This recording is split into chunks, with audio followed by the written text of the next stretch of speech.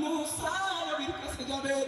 ও পয়গম্বর মুসা, আপনি আমাদের জন্য আল্লাহর সামনে কথা বলেন। মুসা নবী বলবেন ফায়াকুলু লাস্তু লাহা, আমি মুসা আমার জন্য সম্ভব না, ওয়ালাকিন আলাইকুম বিঈসা আলাইহিস সালাম, তোমরা ঈসা নবীর কাছে যাও, ঈসা নবী তোমাদের জন্য আল্লাহর সামনে কথা বলবেন।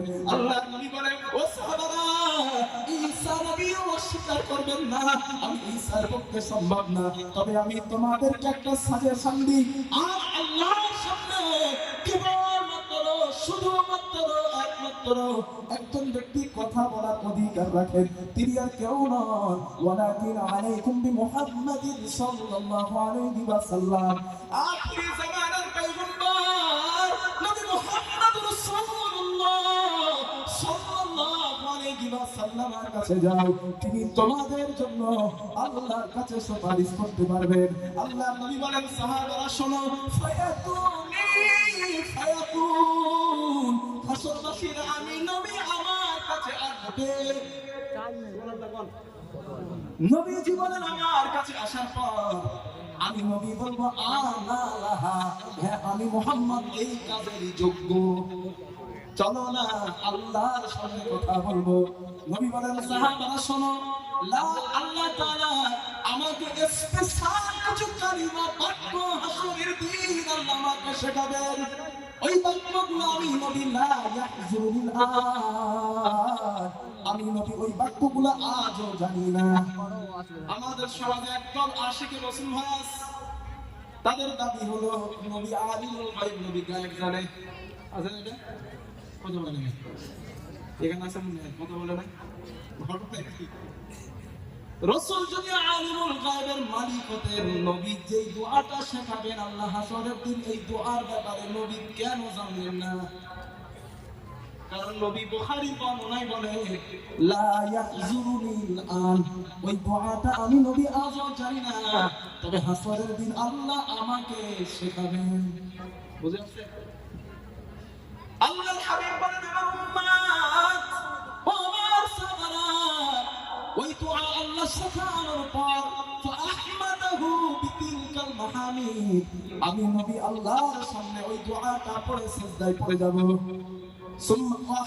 ওয়াখিরু লাহু সাজিদান, ওই দোয়া পড়ব এবং সিজদায় যাব, ফায়ুকালু ইয়া মুহাম্মদ, আমাকে বলা হবে হে মুহাম্মদ ইরফা রাসাকা, মুহাম্মদ তোমার মাথা ওঠাও, ওয়াকুল বলো ইসমানাকা, তোমার কথা শোনা হবে, ওয়াসাল তুতা, তুমি যা চাও তাই তোমাকে দেওয়া হবে, ওয়াসফাতু সাফা, তুমি যার জন্য সুপারিশ করবা আমি আল্লাহ তোমার সুপারিশ কবুল করে নিব।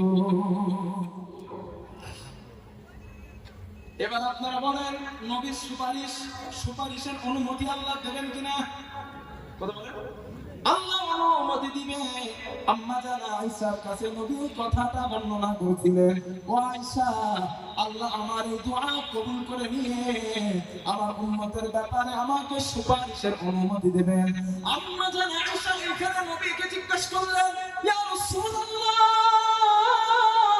হুজুর আপনি আমাকে বলুন, হাসরের ময়দানে কোটি কোটি মানুষ, ওই কোটি কোটি মানুষের মধ্যে আপনি আপনার উম্মতকে কেমন ভাবে চিনে নেবেন? আল্লাহর নবী বলেন আয়েশা, একটা ঘোড়া যদি লক্ষ ঘোড়ার মাঝে হারিয়ে যায়, ওই ঘোড়ার কপাল যদি থাকে সাদা, ওই ঘোড়ার মালিক কি তাকে চিনে নিতে পারবে? আম্মা জানা আয়েশা বলেন ইয়া রাসূলুল্লাহ, ওরা ওই ঘোড়ার মালিকটাকে চিনতে পারবে। আল্লাহর হাবিব বলেন ও বিবি আয়েশা, দুনিয়ার জমিনে আমার যে উম্মত নামাজের জন্য উযু করত, উযুর জায়গায় পাড়ি দিত, উযুর ফরজ কয়টা বলেন? উযুর ফরজ কয়টা? কি কি? বুখারী শরীফ নাশ করলে কি বুঝতে হচ্ছে না? উযুর ফরজ কয়টা জিজ্ঞেস করে গুপগাপ বলে দেবে। কয়টা উযুর ফরজ? চারটা। কি কি? ভেরি গুড, এরকম শ্রোতা দরকার। দুম নাম বলবে তাহলে তো বক্তব্য দিয়ে মজা না? وجوهكم وأيديكم إلى المرافق وامسحوا برؤوسكم وأرجلكم إلى الكعبين চুলের গোড়া সহ কানের লতি থেকে পুরো মুখমণ্ডল ভালো করে ধৌত করা।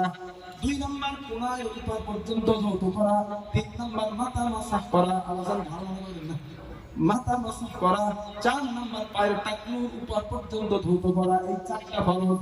আল্লাহর হাবিব বলেন, আয়েশা আমার যে উম্মত দুনিয়ার জমিনে নামাজের জন্য ওযু করত, ওই ওযুর জায়গায় আল্লাহ নূর দিয়ে দিবেন, জ্যোতি দিয়ে দিবেন। ওই জ্যোতি দেখে আমি নবীজি আমার উম্মত গুলাকে চিনে নিব। ও যুবক, এবার যদি নামাজ না পড়ো তোমারে তো নবী চিনবে না। কথা বুঝছেন?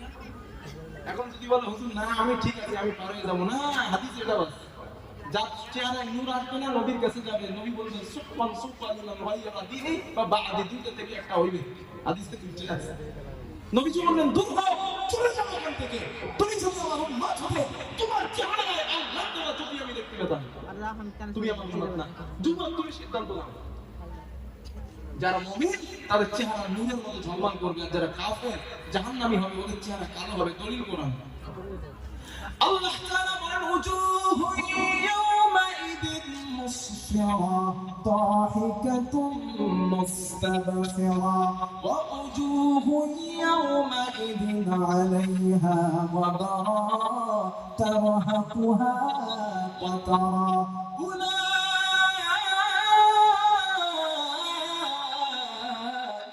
هم الكفرة الفجرة الله تعالى বলেন কিয়ামতের দিন